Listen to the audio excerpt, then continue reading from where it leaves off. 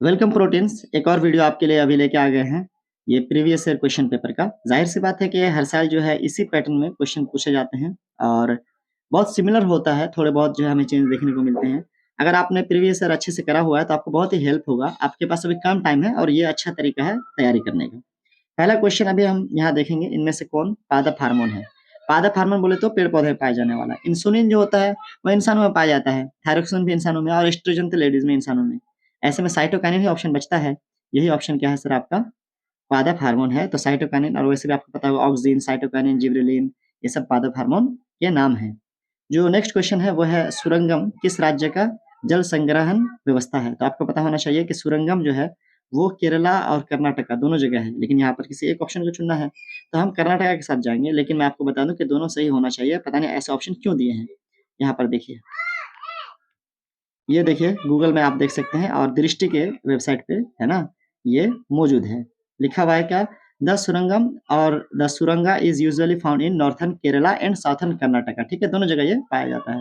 खैर कोई बात नहीं, नेक्स्ट क्वेश्चन की ओर बढ़ते हैं।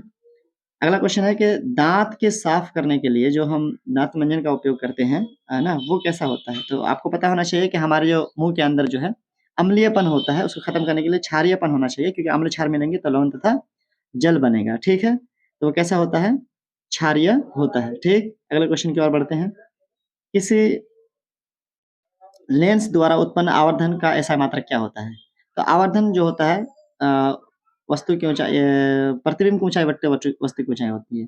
तो यहाँ पर जो है अगर इसका भी यूनिट मीटर हो गया और इसका भी यूनिट मीटर हो गया, मतलब प्रतिबिंब का हाइट और वस्तु का हाइट दोनों का जो है हाइट मीटर में हुआ, तो दोनों कैंसिल हो जाएगा और यूनिट खत्म हो जाएगा। इसीलिए हम कह सकते हैं कि किसी लेंस द्वारा उत्पन्न आवर्धन का जो ऐसा मात्रक है वो मीटर भी नहीं है, सेंटीमीटर भी नहीं है, मिलीमीटर भी नहीं है, बल्कि मात्रक विहीन है।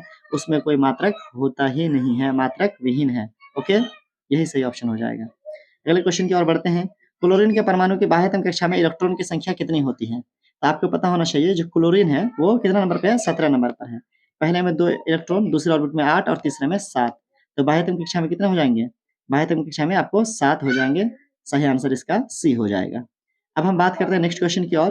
कौन सा हाइड्रोकार्बन सबसे सरल यौगिक है। हाइड्रोकार्बन सरल यौगिक आपको पता ही होना चाहिए, मीथेन से शुरू होता है, मीथेन CH4 ये सबसे सरल है। उसके बाद इथेन, उसके बाद प्रोपेन, उसके बाद ब्यूटेन। तो सबसे सरल आपका मीथेन हो जाएगा सही आंसर। आगे की ओर चलते हैं। जो नेक्स्ट क्वेश्चन है वो है निम्न में कौन सा संबंध सत्य है। तो आपको पता होना चाहिए ओम्स लॉ की बात कर रहा है। ओम्स लॉ में आपको V बराबर IR होता है। ठीक है, ये तीनों ऑप्शन आपको गलत है। ओम्स लॉ आप अच्छे से याद करके जाइएगा, ये एक इंपॉर्टेंट क्वेश्चन है एग्जाम्स के पॉइंट ऑफ व्यू से, खासकर मैट्रिक में तो पूछे जा चुके हैं इससे पहले भी, क्या मतलब, और ऑब्जेक्टिव में भी क्या मतलब पूछे जा चुके हैं, तो बिल्कुल आपको तैयार रहना है। अगला है किसी काश में, काश नहीं यहाँ पे कक्ष होना चाहिए, किसी कक्ष में इलेक्ट्रॉन की अधिकतम संख्या कितनी होती है। तो 9 क्लास में आपने एक फॉर्मूला पढ़ा था 2n स्क्वायर। ठीक है, तो 2n स्क्वायर जो होता है सर वो किसी कक्षा में इलेक्ट्रॉन की संख्या होता है। ठीक है, तो ये 2n स्क्वायर जो है आपका हो जाएगा सही आंसर इसका। आगे की ओर चलते हैं सर। अगला क्वेश्चन है निम्न में से कौन बौने पौधे को दर्शाता है। तो आपको पता होना चाहिए कि बौना पौधा है ना, तो कैपिटल टी है इसमें तो ये भी लंबा हो गया, कैपिटल टी इसमें ये भी लंबा दिखेगा, कैपिटल टी दोनों है तो ये लंबा दिखेगा। ये वाला सही आंसर होगा। दोनों स्मॉल टी है तो ये शुद्ध बौना जो है आपका हो जाएगा। मेरुरज्जु निकलता है कहाँ से, तो हमको पता है पश्च मस्तिष्क से निकलता है, पर मस्तिष्क से निकलता है, ये इसका सही आंसर है। भले ही ये इसका पार्ट का नाम है लेकिन ये नहीं होगा। ठीक है, अनुमस्तिष्क आपका अग्र मस्तिष्क हो गया। आगे की ओर चलते हैं। जो नेक्स्ट क्वेश्चन है हमारा वो है किसी अंतरिक्ष यात्री को आकाश कैसा प्रतीत होता है। तो आपको पता होना चाहिए कि वहाँ पर जो है प्रकाश का प्रकीर्णन नहीं होता, क्योंकि कोई ऑब्जेक्ट ही नहीं है, कुछ है, ये मीडियम ही नहीं है वहाँ पर जो अंतरिक्ष में हम रहते हैं, जो अंतरिक्ष यात्री रहते हैं, तो वहाँ पर उसको काला दिखाई देता है आकाश। यहाँ हम लोगों को नीला इसलिए दिखाई देता है क्योंकि यहाँ पर जो है हमारा जो एटमॉस्फेयर है वो, जो कुछ रंग होते हैं नीले रंग होते हैं या उससे भी कम तरंग दैर्घ्य वाले जो रंग होते हैं उसको बिखेर देते हैं, इस वजह से हमें नीला दिखाई देता है। अदरवाइज ये ऊपर से काला दिखाई देगा अगर आप चांद पे चले जाएं या बाहर चले जाएं तो। अगला क्वेश्चन है कि रुधिर कौन सा अवयव रक्त स्राव को रोकने के लिए मदद करता है। ये सवाल तो पता नहीं कितनी बार पूछे जा चुके हैं। प्लेटलेट्स जो होता है रक्त स्राव को रोकने में मदद करता है। एल्केन का सामान्य सूत्र, एल्केन, एल्कीन, एल्काइन आपको पता होना चाहिए इसका सूत्र। एल्केन का होता है CnH2n+2, एल्कीन का होता है CnH2n और एल्काइन का होता है CnH2n-2। ठीक है, तो इसीलिए जो है ये 2n- ये नहीं, ये एल्काइन का CnH2n-2 ये आपका होगा। तो एल्कीन का, यहाँ पे एल्केन का पूछा है, तो एल्केन का CnH2n+2 जो है सही आंसर है। नेक्स्ट क्वेश्चन है, निम्न में से कौन सा पर्यावरण अनुकूल नहीं है? पर्यावरण अनुकूल मतलब पर्यावरण के लिए अच्छा नहीं है, अनुकूल नहीं है पूछ रहा है। तो पैदल चलना अच्छा है भाई, कोई धुआं वाला निकलता है, साइकिल भी चला सकते हैं आप, लेकिन मोटरसाइकिल से धुआं निकलता है, ये पर्यावरण के लिए अच्छा नहीं है। तो जो नहीं है वही सही, इसका मतलब आंसर यही सही होगा, क्योंकि यहाँ पर नहीं पूछा है। ठीक है, नेक्स्ट क्वेश्चन की ओर बढ़ते हैं। ऑक्सीजन के दो परमाणु के बीच कितने आबंध होते हैं? तो आपको बताना चाहिए।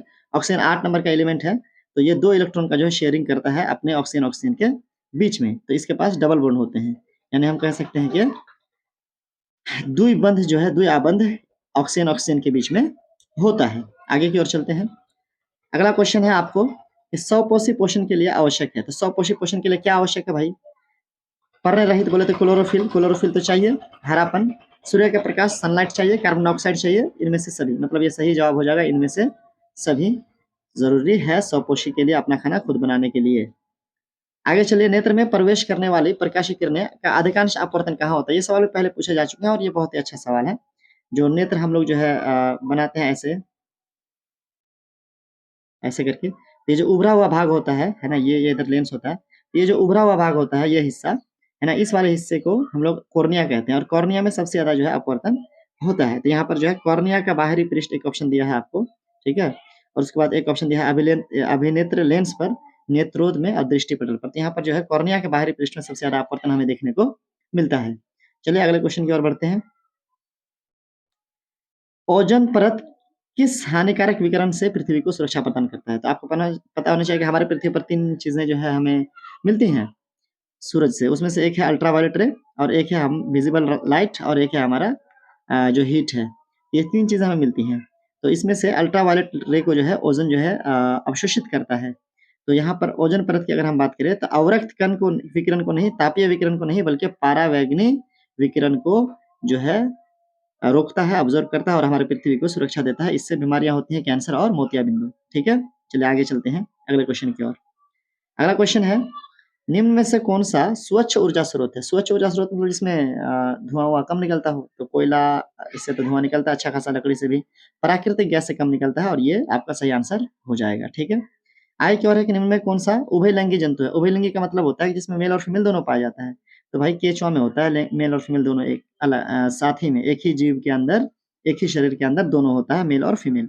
जबकि कुत्ता में तो अलग अलग होता है, बिल्ली में भी अलग अलग होता है, बकरी में भी अलग अलग होता है। चलिए आगे चलते हैं। निम्न में कौन एक लिंगी पुष्प है? एक लिंगी बोले तो जिसके पास एक ही जो है लिंग है, मतलब या मेल है या फीमेल है, उसके फूल में 2 पार्ट नहीं है, मेल फीमेल एक साथ नहीं है, या तो मेल पार्ट होता है या तो फीमेल पार्ट होता है। ऐसा पपीते में होता है। ठीक है, गुड़हल में और सरसों में दोनों होता है। आगे की ओर चलता है अगले क्वेश्चन की ओर। बहुत ही इंपॉर्टेंट क्वेश्चन है अगला। कौन सा अधातु कमरे के तापमान पर तरल अवस्था में पाया जाता है? देखिए ध्यान दीजिएगा, पहला जो ऑप्शन दिया है मरकरी पारा का, बहुत सारे बच्चे मिस्टेक करेंगे। बेसिकली ये धातु हो गया ना, हमसे अधातु पूछा है, तो अधातु ब्रोमीन होता है लिक्विड, याद रखिएगा इस बात को। यहाँ पर सही ऑप्शन क्या हो जाएगा? आपको ब्रोमीन हो जाएगा, क्योंकि अधातु तरल पूछ रहा है, तो तरल अधातु ब्रोमीन है। अगला क्वेश्चन है आपका सोडिया धोबिया सोडा, सॉरी, धोबिया सोडा का जो है फॉर्मूला आपसे पूछ रहा है। तो NH हाइड्रोजन का सोडियम हाइड्रोजन कार्बोनेट नहीं होगा, Na2 बाइकार्बोनेट होगा, Na2CO3 × 10H2, ये वाला आपका धोबिया सोडा का फॉर्मूला हो जाएगा। ठीक है, याद रखिएगा। वैसे तो आपको अम्ल क्षार लवण में जो भी 10 फॉर्मूला दिया गया है, 6 फॉर्मूला शायद है, तो आप उसको याद कर लीजिएगा, क्योंकि उसमें से कोई ना कोई आमतौर पर पूछ ही देता है। जैसे कि आपको एक कैल्शियम कार्बोनेट जो हो गया, चूना से रिलेटेड, बुझा हुआ चूना या ऐसा वैसा, ठीक है, सीधा सीधी चूना, चौक। उसके अलावा सोडा हो गया खाने वाला या धोने वाला। ठीक है, ये सारे क्वेश्चन आपको इंपॉर्टेंट है ऑब्जेक्टिव पॉइंट ऑफ व्यू से। अगला क्वेश्चन जो है यहाँ पर चलते हैं। निम्न में से कौन सा जीवाणु जनित रोग नहीं है? जीवाणु बोले तो बैक्टीरिया। ठीक है, तो गोनोरिया सिफिलिस जो है बैक्टीरिया से होता है, मस्सा बैक्टीरिया से नहीं होता है। ठीक है, याद रखिएगा। आगे चलते हैं। निम्न में से किस धातु का गलनांक सबसे कम है? गलनांक कम है मतलब जल्दी पिघल जाएगा, तो एल्युमिनियम तो जल्दी पिघलेगा नहीं, कॉपर जल्दी पिघलेगा नहीं, आयरन जल्दी पिघलेगा नहीं, सोडियम ही बचता है, क्योंकि भाई ये नरम मेटल होता है, ये जल्दी पिघल जाएगा। ठीक है, आगे की ओर चलते हैं। जो नेक्स्ट क्वेश्चन है हमारा,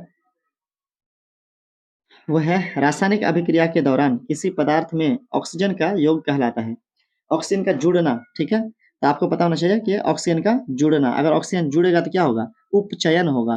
और अगर ऑक्सीजन निकलेगा तो अपचयन होगा, और हाइड्रोजन का जुड़ना अपचयन होगा, और हाइड्रोजन का निकलना उपचयन होगा। ये आपने सुना हुआ है। तो ऑक्सीजन का जुड़ना उपचयन होता है, इसको ऑक्सीडेशन कहते हैं इंग्लिश में, ठीक है? तो आप इसको याद रखेंगे। और ऑक्सीजन का निकलना आपको अपचयन, इसको रिडक्शन कहते हैं।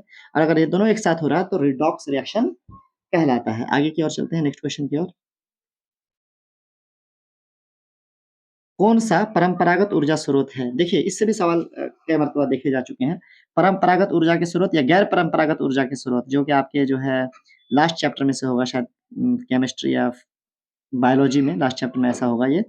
तो देखिएगा, यहाँ पर मैं आपको एक लिस्ट दे देता हूँ, आप इसको ये कर लीजिएगा, स्क्रीनशॉट कर लीजिएगा। एक शॉर्टकट सा ये देखिए, ये ऊर्जा के संसाधन है। तो यहाँ पर मैंने परंपरागत स्रोत और गैर परंपरागत स्रोत के जो है ऑप्शन दे दिए हैं। परंपरागत में आपका जलवान है, उपले हैं, कोयले हैं, पेट्रोलियम है, प्राकृतिक गैस है और बिजली है।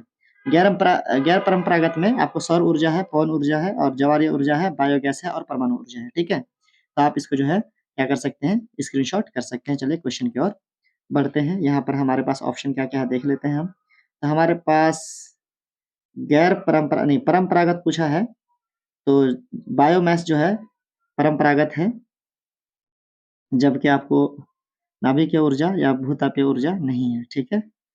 तो यहाँ पर ऑप्शन जो है आपको देखने को मिल रहा है। अगले क्वेश्चन की ओर बढ़ते हैं। संगमरमर का रासायनिक सूत्र क्या होता है? संगमरमर, तो संगमरमर आपको जो है पत्थर, चूना पत्थर है। बेसिकली वो चूना पत्थर ही जब बहुत दिनों तक जो है हाई प्रेशर में रहता है तो संगमरमर में बदल जाता है। इसलिए फॉर्मूला कैल्शियम कार्बोनेट ही होगा, ठीक है? अगले क्वेश्चन की ओर बढ़ते हैं। अतिभरण के समय विद्युत परिपथ में विद्युत धारा का मान क्या होता है? अतिभरण बोले तो ओवरलोड, ठीक है? तो ओवरलोड में क्या होता होगा? आप ही सोच के बताओ। ओवरलोड में बहुत अधिक मान बढ़ जाता होगा, है ना? इसका विद्युत परिपथ में विद्युत धारा का मान बहुत बढ़ जाता होगा ओवरलोड में, तभी तो ओवरलोड हुआ है। अगला क्वेश्चन की ओर बढ़ते हैं। जैव विविधता का विशिष्ट स्थल है। जैव विविधता, भाई जहाँ पर बहुत किस्म के हमें जीव देखने को मिलते हैं। तो फसल क्षेत्र में एक किस्म का फसल देखने को मिलेगा। नदी तट में भी आपको बहुत सारी चीज़ें देखने को नहीं मिलेंगी। समुद्र तट का भी ऐसा हाल है। आपको बीच बोलते हैं तो भाई बालू-वालू होता है। वन में आपको जो है बहुत सारी चीज़ें देखने को मिलेंगी। तो वन जो है आपका यहाँ पर सही जवाब हो जाएगा जैव विविधता के लिए, और इसमें सबसे ज़्यादा हमको विविधता देखने को मिल सकता है। अगले क्वेश्चन की ओर हम बढ़ते हैं। तो लिखा हुआ है क्या? वायुमंडल में प्रकाश का कौन-सा रंग अधिक परिकीर्णन होता है? तो आपको पता होना चाहिए कि बैजानी ही पीनाला जो आपने याद किया हुआ है, उसमें से नीला जो है यहाँ पर ऑप्शन पहले है। तो नीला रंग बहुत अधिक परिकीर्णित होता है, जिस वजह से जो हम लोग को आकाश नीला दिखाई देता है। निम्न में वह किस माध्यम से प्रकाश की चाल अधिकतम होती है? किस माध्यम में प्रकाश चाल अधिक होगी? हवा में। क्योंकि यहाँ पर हम लोगों को, अगर हम बात करें शून्य की, तो शून्य में सबसे अधिक होता है, लेकिन शून्य का ऑप्शन तो है नहीं, माध्यम की बात कर रहा है। तो माध्यम में हवा ही आपका जो है सबसे बढ़िया माध्यम है, जहाँ पर क्या होगा, प्रकाश सबसे तेज़ी से ट्रैवल करेगा। उसके बाद आपका जल आएगा, उसके बाद आपका शीशा आएगा, उसके बाद आपको हीरा आएगा। हीरा में सबसे कम जो है स्पीड से लाइट ट्रैवल कर सकता है। अगले क्वेश्चन की ओर जो है बढ़ते हैं। हीरा का अपवर्तनांक क्योंकि सबसे अधिक होता है ना, 2.42। चालक का प्रतिरोध निर्भर नहीं करता। प्रतिरोध किस पे निर्भर नहीं करता? लंबाई पे निर्भर करता है, अनुप्रस्थ काट या क्षेत्रफल में निर्भर करता है, तापमान पे भी निर्भर करता है, लेकिन प्रवाहित विद्युत धारा पे निर्भर नहीं करता। जिस पर नहीं करता, यहाँ पर नहीं पूछा, तो यही आपका आंसर सही हो जाएगा, डी नंबर, ठीक है? नेक्स्ट क्वेश्चन की ओर बढ़ते हैं। लिखा हुआ है कि निम्न में से किस दर्पण की फोकस दूरी धनात्मक होती है? तो ये क्वेश्चन तो भाई ऐसा जैसे कि हर साल ही पूछ देता है। फोकस दूरी के बारे में याद रखिएगा कि जो हमारा ये वाला मिरर है, यानी इसको बोलते हैं उत्तल दर्पण का फोकस दूरी जो है आपका पॉजिटिव होता है, और अवतल दर्पण का फोकस दूरी नेगेटिव होता है। तो यहाँ पर क्या पूछा आपसे कि किस दर्पण का पॉजिटिव होता है, धनात्मक होता है? तो उत्तल का धनात्मक होता है और अवतल का ऋणात्मक होता है। अगले क्वेश्चन की ओर बढ़ते हैं। पादप में पाया जाने वाला वृद्धि हार्मोन निम्न में से कौन सा है? वृद्धि हार्मोन, बढ़ने वाला। जिब्रेलिन, भाई ये भी है, एक है, और एड्रेनालिन, इंसुलिन, थायरोक्सिन। जिब्रेलिन पेड़ पौधे में पाया जाता है, जो बढ़ने वाला ही है ऑफ कोर्स। अगर हम बात करें एड्रेनालिन या इंसुलिन की या थायरोक्सिन की, तो ये तीनों जो है आपको इंसानों में पाए जाते हैं। पेड़ पौधे में सिर्फ जिब्रेलिन ही पाया जाता है। तो ये तो बहुत ही आसान कर दिया आपको ऑप्शन को, ठीक है? तो यही आपका सही जवाब हो जाएगा। अगले क्वेश्चन की ओर बढ़ते हैं। ऑलमोस्ट हो ही चुका है डन, थोड़ा सा और बच गया, 5 क्वेश्चन। पहला क्वेश्चन है कि निम्न में से कौन सा उपधातु है? उपधातु, भाई जिंक धातु है, कैल्शियम धातु है, कार्बन अधातु है, जर्मेनियम उपधातु हो जाएगा, ठीक है? चलिए, अगला है सामान्य अनुशीतलन रक्तदाब, अनुशीतलन बोले तो low blood pressure sorry blood pressure में एक होता है अनुशीतलन होता है, एक और होता है ना उच्च शीतलन या क्या होता है, ठीक है? तो जो लोअर पॉइंट है वो 80 mmHg है, यानी आपका ये जवाब सही हो जाएगा और अपर लिमिट है आपका 120 mmHg, ठीक? तो यहाँ पर जो है 80 mm जो है अनुशीतलन का रक्तदाब हो जाएगा। इसमें बेसिकली मुझे इंग्लिश में कन्फर्म है बट हिंदी में इसका भूल रहा हूँ। अभी हम 38 नंबर की बात करें तो विभक्त वलय का उपयोग किस उपकरण में किया जाता है? तो देखिए वलय वाला क्वेश्चन पूछता भी है, इसका चक्कर-वक्कर और करंट का डायरेक्शन चेंज करने से रिलेटेड क्वेश्चन इससे पूछता है। तो ये मोटर की बात की जाती है, याद रखिएगा। विद्युत मोटर में जो है ऐसा होता है, ये जो वलय है ना? दोनों तरफ से मैग्नेट लगा रहता है ऐसे नॉर्थ-साउथ, ठीक है? इसमें मैग्नेट लगा रहता है और बीच में एक ठो जो है ऐसे लाके इसमें रिंग लगा हुआ रहता है, आपने पढ़ा होगा किताब में। तो ये सब चीज़ जो है जनरेटर में होता है, तो विद्युत मोटर नहीं सॉरी जनरेटर मैंने क्या कहा? मैंने मोटर कह दिया क्या? विद्युत जनरेटर में होता है और एसी अगर एसी-डीसी का ऑप्शन रहे तो एसी में होता है, डीसी में नहीं, ठीक है? चलिए, अगला है विद्युत आवेश का एसआई मात्रक क्या है? आवेश बोले तो करंट, इलेक्ट्रिक करंट का आपसे पूछ रहा है तो एम्पीयर होता है या क आवेश सॉरी आवेश माने चार्ज, तो विद्युत आवेश चार्ज तो कूलम हो जाएगा, ठीक है? करंट नहीं पूछ रहा, आवेश चार्ज पूछ रहा है। अगला सवाल है कि हमारे शरीर का पीएच परास किसके बीच कार्य करता है? देखो शरीर का पीएच मतलब आप ब्लड का याद रखो ना, ब्लड का 7 से 8 होता है ना, तो हमारे शरीर में तो ब्लड ही है, काम करने वाली चीज़ है अक्सर। तो यहाँ पर जो है शरीर का जो पीएच की बात करें हम तो ये 7 टू 7.8 हो जाएगा, यही जो है हमारे ब्लड का भी है और आपको किताब में दिए भी गए हैं अलग-अलग जो है चीज़ों का पीएच मान, जो आपको याद कर लेना है, एक मर्तबा देख लेना है, ठीक है? तो इस तरीके से हमारे पास ये 40 क्वेश्चन जो है हमने कम टाइम में सॉल्व कर लिया और भी रोज़ आपको जो है ऐसे वीडियोज़ मिल जाएँगे। आप वीडियो को लाइक कर सकते हैं अगर आपको सेशन पसंद आता है तो और सब्सक्राइब भी कर सकते हैं, ठीक है? तो चलिए मिलते हैं नेक्स्ट वीडियो में, तब तक के लिए बेस्ट ऑफ लक, बाय।